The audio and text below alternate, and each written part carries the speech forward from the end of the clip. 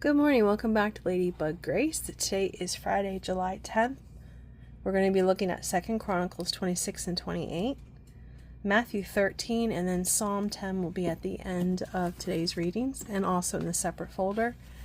Proverbs 10 is also in a separate folder for you to read or to listen to at your convenience. So let's get into 2 Chronicles 26. We got 3 chapters today, 26, 27, and 28. Uzziah, king of Judah. Then all the people of Judah took Uzziah, who was 16 years old, and made him king in the place of his father Amaziah. He was the one who rebuilt Elath and restored it to Judah after Amaziah rested with his ancestors. Uzziah was 16 years old when he became king, and he reigned in Jerusalem 52 years. His mother's name was Jecoliah. She was from Jerusalem. He did what was right in the eyes of the Lord, just as his father Amaziah had done. He sought God during the days of Zechariah, who instructed him in the fear of God. As long as he sought the Lord, he gave him success. He went to war against the Philistines and broke down the walls of Gath, Jabneh, and Ashdod. He then rebuilt towns near Ashdod and elsewhere among the Philistines. God helped him against the Philistines and against the Arabs who lived in Garbal and against the Meunites. The Ammonites brought tribute to Uzziah, and his fame spread as far as the border of Egypt because he had become very powerful. Uzziah built towers in Jerusalem, at the corner gate, at the valley gate, and at the angle of the wall, and he fortified them. He also built towers in the wilderness and dug many cisterns. Because he had much livestock in the foothills and in the plain, he had people working his fields and vineyards in the hills and the fertile lands, for he loved the soil. Uzziah had a well-trained army, ready to get out by divisions according to their numbers, as mustered by Joel, the secretary of Maaseiah, the officer under the direction of Hananiah, one of the royal officials. The total number of family leaders over the fighting men was 2,600. Under their command was an army of 307,500 men trained for war, a powerful force to support the king against his enemies. Uzziah provided shields, spears, helmets, coats of armor, bows, and sling stones for the entire army. In Jerusalem he made devices invented for use on the towers and on the corner defenses so that soldiers could shoot arrows and hurl large stones from the walls. His fame spread far and wide, for he was greatly helped until he became powerful. But after Uzziah became powerful, his pride led to his downfall. He was unfaithful to the Lord his God, and entered the temple of the Lord to burn incense on the altar of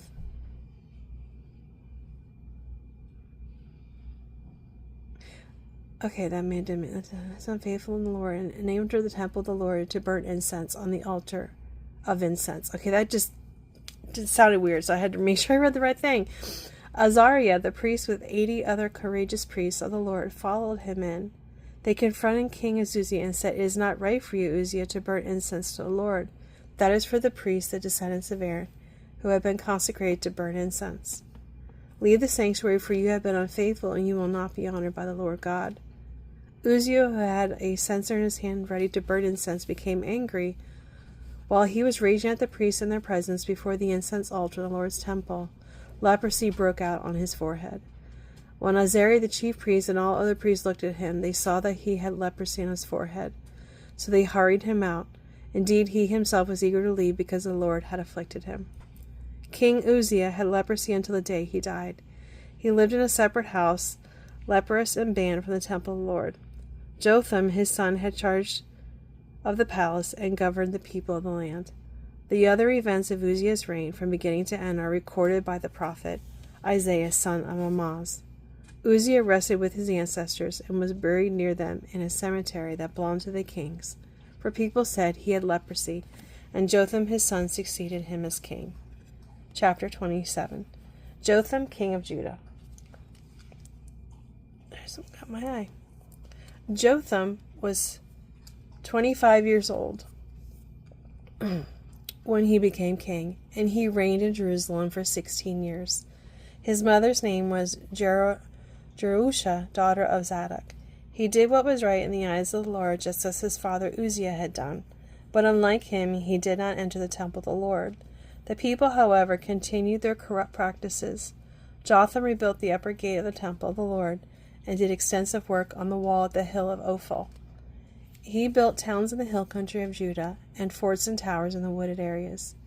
Jotham waged war against the king of Ammonites and conquered them. That year the Ammonites paid him 100 talents of silver, 10,000 cores of wheat, and 10,000 cores of barley. The Ammonites brought him the same amount also in the second and third years.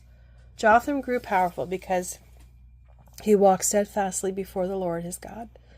The other events in Jotham's reign, including all his wars and other things he did, are written in the book of the kings of Israel and Judah. He was 25 years old when he became king, and he reigned in Jerusalem 16 years. Jotham rested with his ancestors out and was buried in the city of David, and Ahaz was his son succeeded him as king. Chapter 28. Ahaz, king of Judah. Ahaz was 20 years old when he became king, and he reigned in Jerusalem 16 years. Unlike David, his father, he did not do what was right in the eyes of the Lord. He followed the ways of the kings of Israel and also made idols for worshipping the Baals. He burned sacrifices in the valley of Ben Hinnom and sacrificed his children in the fire, engaging in the detestable practices of the nations of the Lord had driven out before the Israelites. He offered sacrifices and burned incense at the high places, on the hilltops, and under every spreading tree. Therefore the Lord his God delivered him into the hands of the king of Aram. The Arameans defeated him and took many of his people as prisoners and brought them to Damascus. He was also given into the hands of King Israel, who inflicted heavy casualties on him. And one day Pekah, son of Remaliah, killed 120,000 soldiers in Judah. Because Judah had forsaken the Lord, the God of their ancestors, Zechri, an Ephraimite warrior, killed Maaseiah, the king's son, Azrikam, the officer in charge of the palace, and Elkanah, the second to the king. The men of Israel took captive from their fellow Israelites who were from Judah 200,000 wives, sons, and daughters. They also took a great deal of plunder, which they carried back to Samaria. But a prophet of the Lord named Oded was there, and he went out to meet the army when it returned to Samaria. He said to them, because the Lord, God of your ancestors, was angry with Judah, he gave them into your hand, but you have slaughtered them in a rage that reaches to heaven. And now you intend to make the men and women of Judah and Jerusalem your slaves. But aren't you also guilty of sins against the Lord your God? Now listen to me, send back your fellow Israelites you have taken as prisoners, for the Lord's fierce anger rests on you. Then some of the leaders in Ephraim, Azazariah, son of Jehonan, Berechiah, son of Meshelmoth, Jehizkiah, son of Shallum, and Ammah, son of Hadlai, confronted those who were arriving from the war. You must not bring those prisoners here, they said, or we will be guilty before the Lord. Do you intend to add to our sin and guilt? For our guilt is already great, and his fierce anger rests on Israel. So soldiers gave up the prisoners and plunder in the presence of the officials and all the assembly. The men designated by name took the prisoners, and from the plunder they clothed all who were naked. They provided them with clothes and sandals, food and drink, and healing balm. All those who were weak they put on donkeys, so they took them back to their fellow Israelites at Jericho, the city of palms, and returned to Samaria. At that time King Ahaz sent to the kings of Assyria for help. The Edomites had again come and attacked Judah and carried away prisoners, while the Philistines had raided towns in the foothills and in the Negev of Judah. They captured and occupied Beth Shemesh, Ajalon, and Gederoth, as well as Soko, Timnah and Gimzo, and their surrounding villages. The Lord had humbled Judah because of Ahaz, king of Israel, and he had promoted wickedness in Judah, and had been most unfaithful to the Lord. Tiglath-Pileser, king of Assyria, came to him, as he gave him trouble instead of help. Ahaz took some of the things from the temple of the Lord, and from the royal palace, and from the officials, and presented to King Assyria, but that did not help him. In his time of trouble, King Ahaz became even more unfaithful to the Lord. He offered sacrifice to the gods of Damascus, who had defeated him, for he thought, Since the gods of the kings of Aram have helped me, I will sacrifice to them so they will help me. But they were his downfall, and the downfall of all Israel. Ahaz gathered together the furnishings from the temple of God, and cut them in pieces. He shut the door of the Lord's temple, and set up altars on every street corner in Jerusalem. In every town in Judah he built high places to burn sacrifices to other gods and arouse the anger of the Lord, the God of his ancestors. The other events of his reign and all his ways from beginning to end are written in the book of the kings of Judah and Israel. Ahaz rested with his ancestors and was buried in the city of Jerusalem. But he was not placed in the tombs of the king of Israel, and Hezekiah his son succeeded him as king. And that is the end of 2 Chronicles for today. Now we're going to go to Matthew 13.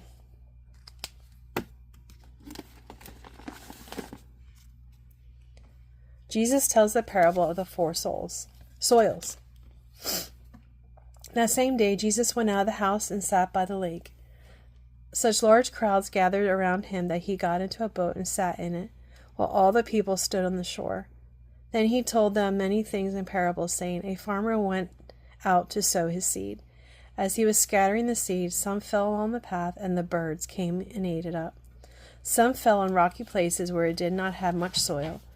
It sprang up quickly because the soil was shallow. But when the sun came up and the plants were scorched, they withered because they had no root. Other seed fell among thorns, which grew up and choked the plants. Still other seed fell on good soil, where it produced a crop, 160 or 30 times what was sown. Whoever has ears, let them hear. Jesus explains the parable of the four soils. The disciples came to him and asked, Why do you speak to the people in parables? He replied, Because the knowledge of secrets of the kingdoms of heaven have been given to you, but not to them. Whoever has will be given more, and they will have an abundance. Whoever does not have, even what they have will be taken from them. This is why I speak to them in parables. Oops, that fell. Though seeing they do not see, through hearing they do not hear or understand. In them is fulfilled the prophecy of Isaiah. You will be ever hearing, but never understanding. You will be ever seeing, but never perceiving. For this people's heart had become calloused. They hardly hear with their ears, and they have closed their eyes. Otherwise they might see with their eyes, hear with their ears, and understand with their hearts, and turn, and I will heal them. But blessed are your eyes because they see, and your ears because they hear.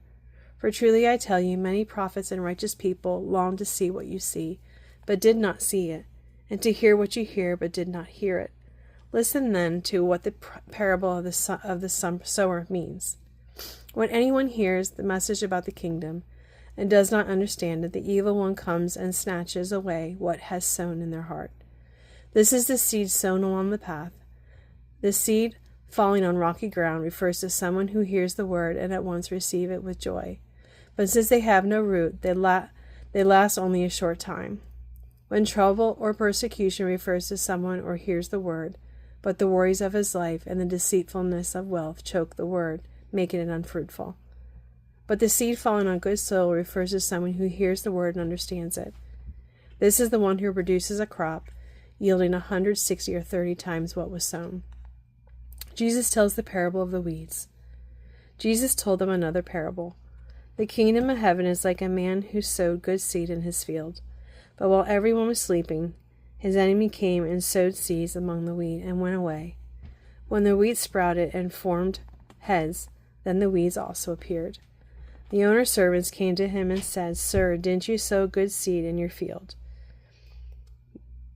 When did the weeds come from? Where did the weeds come from, An enemy did this, he replied. The servants asked him, Do you want us to go and pull them up? No, he answered, because while you're pulling the weeds, you may uproot the wheat with them. Let both grow until the harvest. At that time I will tell the harvester, First collect the weeds, and tie them in bundles to be burned. Then gather the wheat and bring it into my barn. Jesus tells the parable of the mustard seed. He told them another parable. The kingdom of heaven is like a mustard seed, which a man took and planted in his field. Though it is the smallest of all weeds, yet when it grows, it is the largest of garden plants and becomes a tree, so that the birds come and perch in its branches. Jesus tells the parable of the yeast. He told them still another parable. The kingdom of heaven is like yeast that a woman took and mixed into the 60 pounds of flour until it worked and all through the dough. Jesus spoke all these things in the crowd in the parables. He did not say anything to them without using a parable. So was fulfilled what was spoken through the prophet. I will open my mouth in parables. I will utter things hidden since the creation of the world. Jesus explains the parable of the weeds. Then he left the crowd and went into the house. His disciples came to him and said, "Explain to us the parable of the weeds in the field." He answered, "The one who sowed the good and good seed is the Son of Man. The fields is the world, and the good seed stands for the people of the kingdom. The weeds are the people of the evil one, and the enemy who sows them is the devil. The harvest is the end of the age, and the harvester are angels. As the weeds are pulled up and burned in fire, so that will be at the end of age. The Son of Man will send out his angels, and they will weed out everything that causes sin and all who does evil. They will throw him into blazing furnace, where there will be weeping and gnashing of teeth. Then the righteous will shine like the sun in the kingdom of their Father. Whoever has ears, let them hear." Jesus tells the parable of the hidden treasure. The kingdom of heaven is like treasure hidden in a field. When a man found it, he had it again, and then in his joy went and sold all he had and bought that field. The parable of the pearl merchant. Again, the kingdom of heaven is like a merchant looking for fine pearls. When he found one of great value, he went away and sold everything he had and bought it. The parable of the fishing net. Once again, the kingdom of heaven is like a net that was let down into the lake and caught all kinds of fish. When it was full, the fishermen pulled it up to the shore. Then they sat down and collected the good fish in baskets, but threw the bad away. This is how it will be at the end of the age. The angels will come and separate the wicked from the righteous, and throw them into the blazing furnace, where they will be weeping and gnashing of teeth. "Have you understood all these things?" Jesus asked. "Yes," they replied. He said to them, "Therefore every teacher of the law who has become a disciple in the kingdom of heaven is like the owner of a house who brings out his storeroom new treasures as well as old." Jesus encounters differing reactions to his ministry. The people of Nazareth refused to believe. When Jesus had finished these parables, he moved on from there. Coming to his hometown, he began teaching the people in their synagogues, and they were amazed. "Where does this man get the wisdom and these miraculous powers?" They asked, "Isn't this the carpenter's son? Isn't his mother's name Mary? And aren't his brothers James, Joseph, Simon, and Judah? Aren't all these sisters with us? Where then did this man get all these things?" And they took offense at him. But Jesus said to them, "A prophet is not without honor except in his own town and in his own home." And he did not do many miracles there because of their lack of faith. And that is the end of Matthew. All right, now we're at Psalm 10. The theme is, why do the wicked succeed? Although God may seem to be hidden at times, we can be assured that he is aware of every injustice. Why, Lord, do you stand far off? Why do you hide yourself in times of trouble? In his arrogance, the wicked man hunts down the weak. We are caught in the schemes he devises. He boasts about the cravings of his heart. He blesses the greedy and reviles the Lord. In his pride, the wicked man does not seek him. In all his thought, there is no room for God. His ways are always prosperous. Your laws are rejected by him. He sneers at all his enemies. He says to himself, "Nothing will ever shake me." He swears no one will ever do me harm. His mouth is full of lies and threats. Trouble and evil are under his tongue. He lies in wait near the villages. From ambush, he murders the innocent. His eyes watch in secret for his victims. Like a lion in cover, he lies in wait. He lies in wait to catch the helpless. He catches the helpless and drags them off in his net. His victims are crushed, they collapse. They fall under his strength. He says to himself, God will never notice.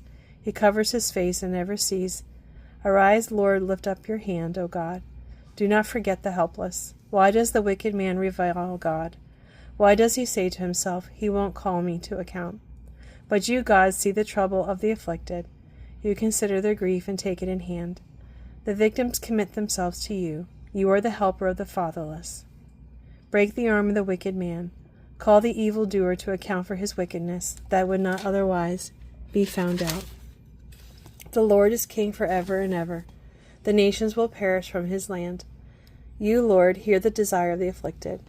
You encourage them and you listen to their cry, defending the fatherless and the oppressed, so that mere earthly mortals will never again strike terror. Well, thank you for joining me today. I greatly appreciate you listening to the Word of God, and we'll talk to you tomorrow. Bye.